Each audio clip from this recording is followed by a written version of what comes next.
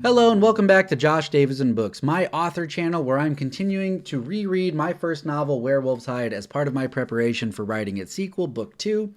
I am literally just reading the book to you, and if you are enjoying it and like all of the hard work that I put into it, please consider buying the digital version for $4.99. It's available from Amazon. There's a link in this video description.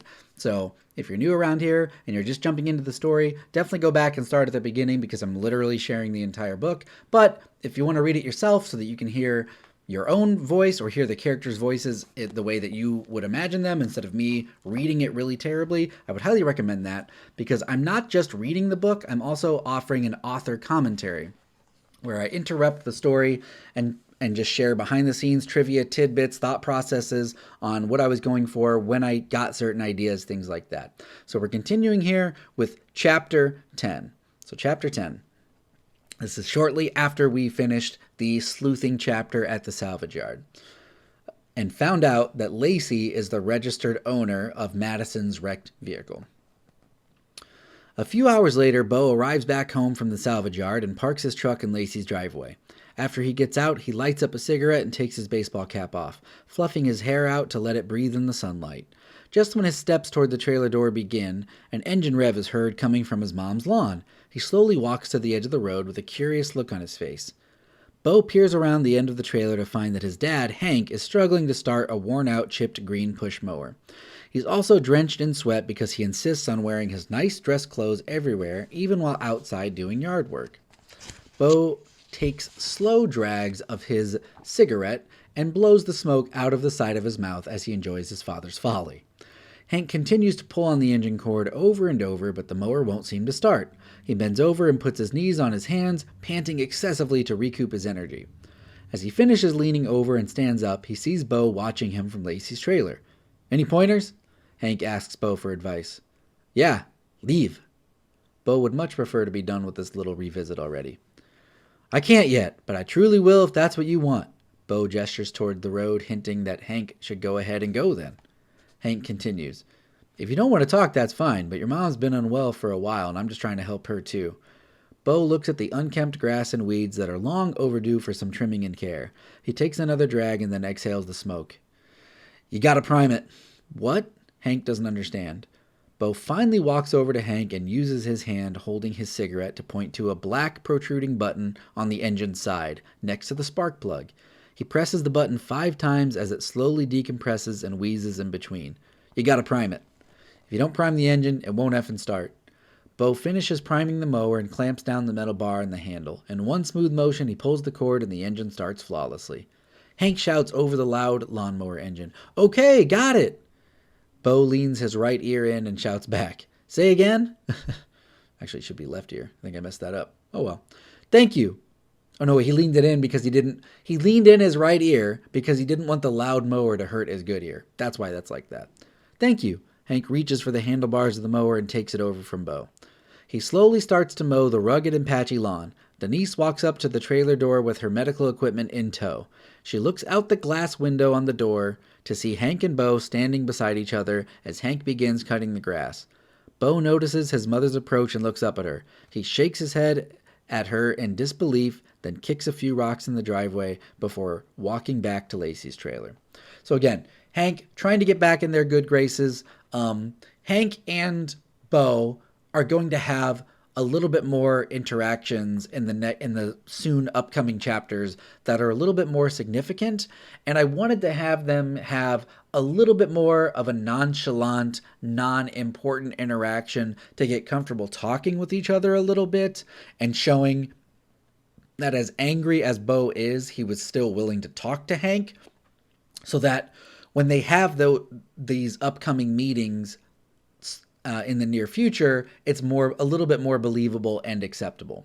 And I wanted to show that Bo has the knowledge to mow, but he does not because of the stressed relationship that he has with his own mother, Denise. And the description of Hank's clothing might matter later too. Who can say? So now we jump scenes. We have a line break here. We're over to a new scene. Madison is lying in her bed after a long day's work. She struggles to peel an orange in her hands because of the pain in her left wrist, but eventually gets it ready to eat. While she prepares the orange, she continues to watch the ongoing chess tournaments on her television. After a few bites, her cell phone buzzes on her nightstand. She sets the orange down on a white plate next to her phone and sees that she is getting a message from Tommy. She licks her fingers clean of the orange juice and wipes them on her shirt to dry them before opening her smartphone for the message.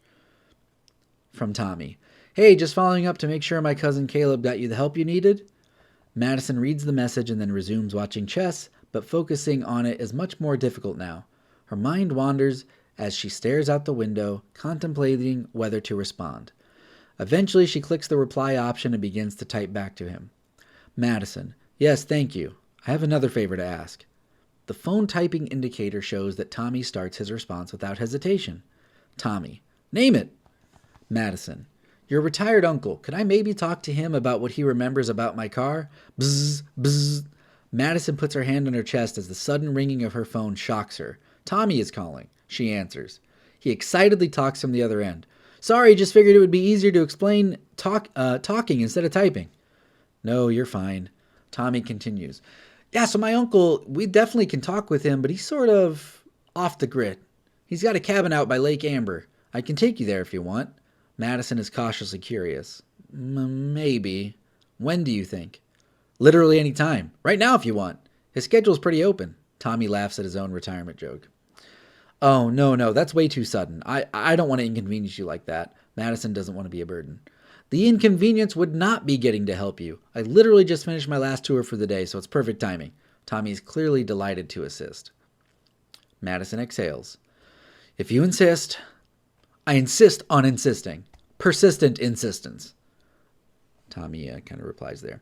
A short time later, within about an hour, Tommy arrives at the end of Madison's driveway. She walks out the front door, down off the porch, and past her parked car. After adjusting her jacket, Madison straightens her hair tie while walking down the length of her driveway. As she approaches the end, she sees her mailbox is still overflowing with mail, flopping around in the wind on the ground. She notices a fake-looking happy family smiling unrealistically in front of an old, broken-down home on one of the advertisements. So this chapter, chapter 10, which I call kind of the Uncle Bruce and Lake chapter with Madison and Tommy, this was also a late edition. There was 3 chapters added after the first draft. This is the second chapter added. And after I had a lot more fun character interplay between Madison and Bo, I realized I wanted a little bit more interplay with Madison and Tommy as well. And I think Junior in his test read said, I want a little bit more time with those characters before things get kind of crazy towards the end of the story. So I came up with this concept of, again, Tommy had already mentioned that his uncle sold it. So we already met cousin Caleb. I was like, well, let's just meet Uncle Bruce. Because, meeting family is kind of a significant step when you are dating somebody. But so being forced to meet family early for the purposes of her investigation, for her trying to solve the mystery of what happened in these 2 car accidents, would kind of expedite their closeness, I thought. And the fact that the plot is driving character, where I'm trying to solve this mystery, so I have to spend time with this person, so we're going to naturally get to know each other. I thought I was really happy with how that basically made itself work. Madison opens the front passenger side door of Tommy's Ranger SUV and sees that he's still in his entire park uniform. Did you drive straight here? Madison is slightly angry. Yes? Tommy is confused by the aggression. I told you I didn't want to be a bother. You should have gone home first. Did you eat dinner? Madison is giving him the 5th degree. Well, my home is at the park, so that wouldn't have made much difference. And no, my uncle always has fish on hand. I was going to eat there since we're going to be there about that time anyway. Tommy calmly addresses all of her concerns. Satisfied with his responses, Madison proceeds to get into the vehicle. She closes her door and puts her seatbelt on as Tommy looks past her out the side window. Your mailbox is full. I know, let's go. Madison doesn't care. They look forward as Tommy drives the SUV and pulls away from her house. And again, that's that mailbox kind of trick or mailbox story beat. I knew I had already made the decision to re-include it, so I added it here in this new chapter. Several silent miles later, Tommy and Madison approach the last road leading to his uncle's house at the lake. He takes a right-hand turn off the highway and enters a secluded forest area down a gravel and dirt road wide enough for only one vehicle. The reflections of the trees and leaves scroll along the windshield as they proceed through the woods. Breaks in the foliage reveal their faces from time to time in the sunlight as it shines down through the trees. Madison looks ahead around a sharp curve with limited visibility, anxiously awaiting what lurks around the corner. Tommy appropriately slows his speed down to take the turn responsibly. As they proceed to the end of the road, they arrive at a secluded cabin next to a calm and welcoming lake. Tommy parks the vehicle and turns off the engine. They both stay in the car to enjoy the view through the windshield. A cabin on their left, a fire pit and boat on their right. A dock leads out to the lake, where the wind-driven waves gently wash against it. The glow of the setting sun dances on the surface, distorting the reflections of the blue pine trees that fill the land on the other side of the shore. After taking a moment to appreciate the spectacular landscape, Tommy and Madison exit the vehicle. So I should say, too, that I watched a lot of documentaries about Wyoming and about some other stuff that I'll talk about when it comes up. But I tried to capture kind of that picturesque landscape that Tommy had described when he was giving the tour earlier in the Geology Museum chapter. I really tried to capture through description kind of the beauty of the land and how kind of calm and welcoming it all is, so that when things get kind of scarier and more exciting later, you kind of felt like a juxtaposition of seeing kind of this really nasty stuff happen in this really beautiful place. And again, this is the first book of it. I've written scripts and I've written movies before, but I've never written a book. So I was never quite sure of is this overkill? Is this not enough? So I would say overall, rereading this description, I'm really happy with it. I think it really sets a mood and a tone and a setting for you to kind of get lost in. I can see the woods, I can see a lake, I can see a cabin, and we're here ready to get out of Tommy's SUV. As Madison steps forward, she is immediately hit with several mosquitoes buzzing past her face. She winces her eyes, waves her hands, and spits out of her tightly closed mouth. "I think I swallowed a bug." She talks in spurts in between spitting. Madison looks over at Tommy, who is doing the exact same thing. "Me too." Tommy spits and waves his hand as well. As they cope with the mosquitoes and continue walking toward the cabin, Tommy's uncle surprises them by opening the front door before they can get to it. He's a jolly, balding man wearing a white, long-john shirt with black suspenders attached to his dark blue jeans. Aggressively scratching his thick white beard, he leans his head down to look over the top of his clear-framed glasses to see who has arrived. "Hey, Tommy, oh my goodness," he exclaims with pure joy. Tommy continues swatting at bugs. "Hi, Uncle Bruce. Hope you don't mind me dropping in." Uncle Bruce is elated. "Not at all. I'd mind if you didn't drop in. Of course, now that I'm in this alternate reality, where instead of playing my music and eating fish alone, I'm joined by my nephew Tommy and his..." Uncle Bruce waits to be introduced, and Tommy quickly obliges. "Oh yes, this is my friend Madison." "Hello." Madison briefly waves at Tommy's uncle, then returns to waving the bugs from her face. Uncle Bruce continues. "Joined by my nephew Tommy and his friend Madison.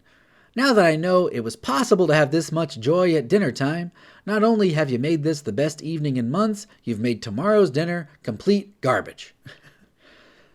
Madison looks at Tommy as if they've caused his uncle some distress, but Tommy scoffs and waves at her not to worry about the jokes. They finally get to the door, and Uncle Bruce holds it open, motioning for them to enter his cabin. "I'm just teasing, of course. Gotta have thick skin to eat with me." Uncle Bruce laughs as he places his hand on Tommy's back to push him inside. So clearly I wanted to show that they're family, that maybe Uncle Bruce has been a mentor figure to Tommy for a while, and that they kind of have a similar sense of humor, a similar kind of positivity about them. And I just wanted... the fact that Bo has Denise and Denise is just rotten to her core and treats him like garbage. I wanted there to be a family member from that generation that was just good. That just was good and warm-hearted and fun to be around, and that's Uncle Bruce. Okay? So the lone dinner plate at the wooden table is now surrounded by two more placemat settings for Tommy and Madison. They have their own silverware and glasses to drink out of. The food is already served as Uncle Bruce has just finished setting them up so they can eat. The food on his plate is half eaten. It appears to be grilled fish with steamed potatoes.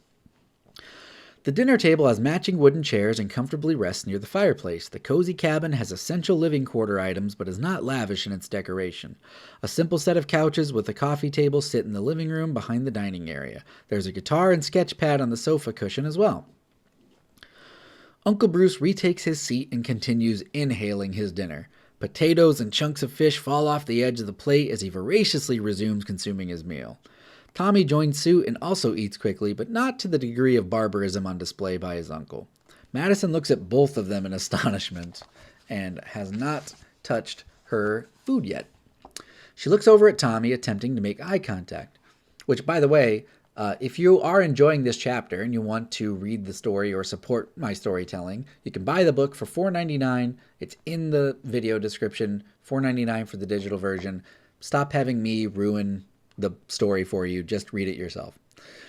She looks over at Tommy, attempting to make eye contact with him. He eventually looks over at her with a face full of potatoes. She widens her eyes and nods toward his uncle, insinuating to begin a discussion.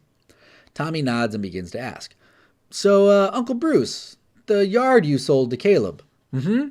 Bruce acknowledges a response with a full mouth of food. "Do you remember about 20 years ago, a bad accident involving a red car and a family inside? Baseball kids." Tommy nervously broaches the subject. The hurricane of consumption abruptly ends and is replaced with a calm silence. The crackle of the fire suddenly seems oppressive. Uncle Bruce instantly quits chewing and slowly sets his silverware down. He sits up straight and wipes his mouth with a cloth. "Yeah, Tommy, I remember that. That was just awful. Awful. Strange couple of days. We don't see that very often around here." Uncle Bruce is surprisingly solemn in his remembrance of the incident. "Well," Tommy can barely get words out before Madison interrupts. "It was my car." She cuts to the chase. "I see." Bruce is confused but still calm. "I was hoping maybe you could tell me what happened with it. Who bought it?" Uncle Bruce starts cleaning his teeth with a toothpick as he looks up at the ceiling, trying to recall more specific details. Yes. He thinks harder while feverishly scratching his white beard some more. He leans forward in his chair and rests his elbows on the table, clasping his hands together. Looking down at his plate, he lightly bumps his locked thumbs on his forehead, deep in thought. After some uncomfortable silence, Uncle finally speaks. "Grace." Madison and Tommy look at each other perplexed before Tommy responds. "I mean, Uncle Bruce, even if I was into that, you usually say grace before eating." Madison is focused on getting answers. "Tommy, be respectful." She clasps her hands together and starts to say grace. "Bless us, Lord, for we have no grace, as in Grace Theron. That's who bought it." Uncle Bruce eventually remembers and unlocks his hands, sitting back up. "Lacey's mom?" Tommy wants to confirm. "Well, if her mother is Grace Theron, then yeah." Madison and Tommy await in silence, hoping for Bruce to provide more details, which he does. "So we get this wreck come in, and that front end, I've never seen anything like it. I know they said it was an animal hit, but I don't know any animal that could do that. And so yeah, car comes in, we process it, sheriff and his boys do what they need to inspect it, and that's pretty much it. In about a week or so, we get a call from the insurance that it's totaled, which, no kidding, it's totaled. So we run the paperwork." Bruce pauses to take a long, cool sip of water from his mug, then sets it down and continues.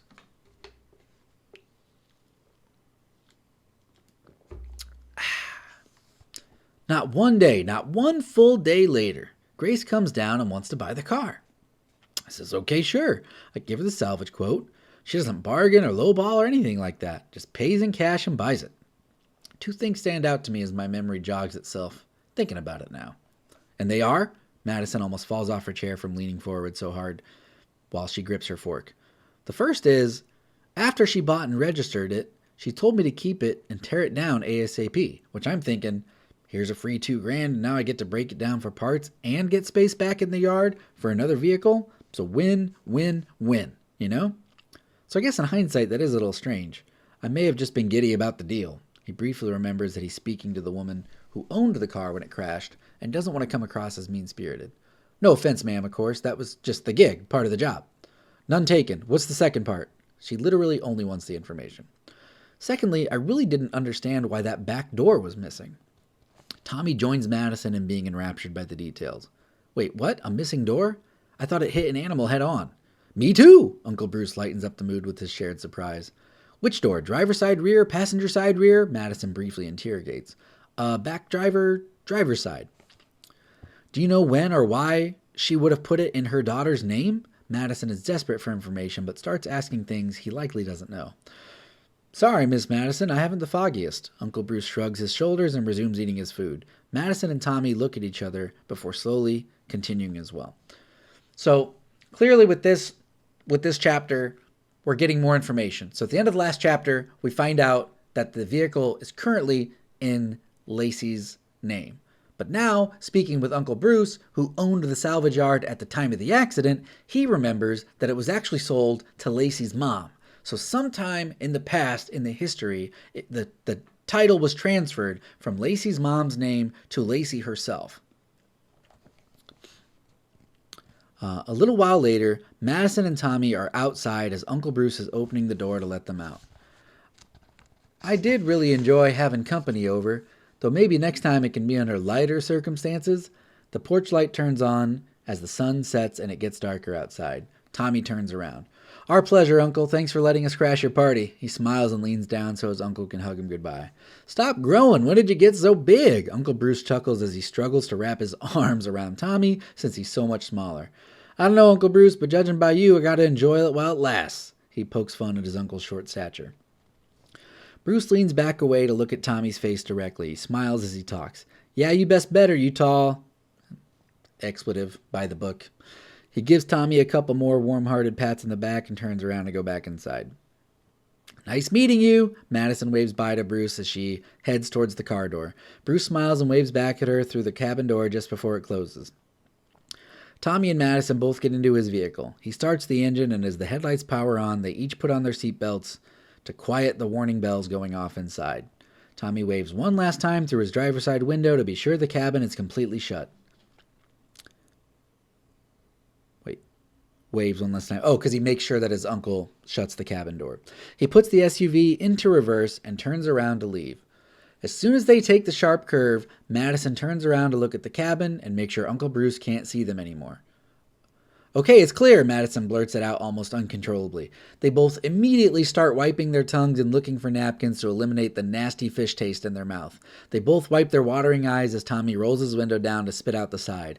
I'm so sorry, oh my God, that was awful.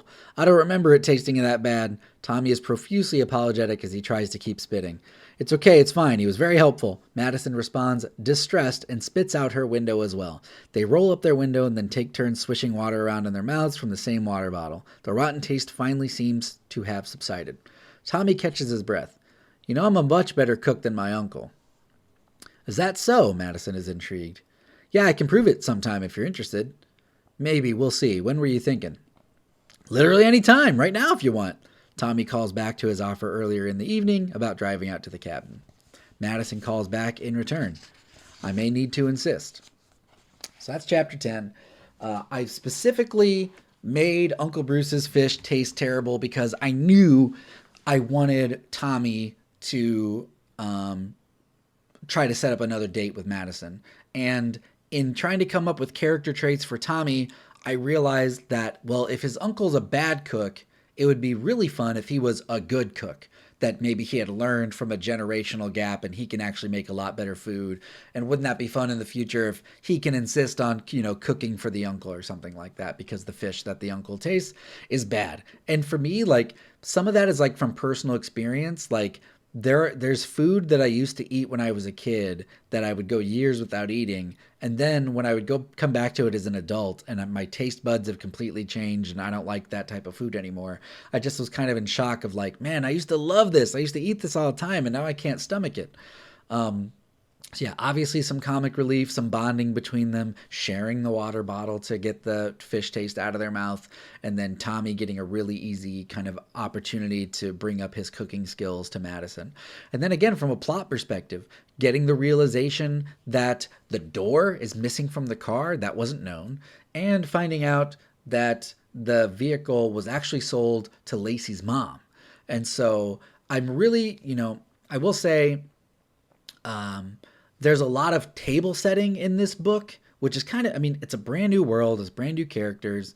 And so on one hand, I justify it to myself, but on the other, I personally, as a reader, I'm ready for A, more wolf stuff to happen, and B, for more answers to come up instead of questions. There's a lot of questions right now of what's going on with the monsters, what's going on with the car, what's going on with Sterling, and for me to keep going, I'm needing to know what's happening. So that's something that I'm really, taking into consideration as I'm continuing my preparation for the second book is, I'm a big believer in, really wanting to make the information that you're waiting for worth it. I still do think the back half of this book has a lot of satisfying answers to the questions that were set up and a lot of exciting moments that feel earned and feel surprising because of the pace of the first half, but I think I can do a better job with some different spikes. But we have had, a few wolf interactions with the accident from the past, the accident from the present day, and then the kind of stakeout scene and seeing the wolf in person and being up close to it. So, I think I got it just about right, but maybe I could use a little bit more, and that's some feedback that I'm going to try to take to make things better in the future. So if you really like this chapter or you are enjoying this read through, please consider supporting my storytelling. It's only $4.99 for the digital version. There's a link in this video description. If you want to follow my author journey long term and see whatever books I might write or whatever ideas that I come up with in the future, like, comment, and subscribe. If you do comment, please make it spoiler free or give a healthy spoiler warning, and please no future spoilers, just talk about the chapter that this segment was dedicated to. I really appreciate it. As always, thank you for watching or listening, and I'll see you in the next video.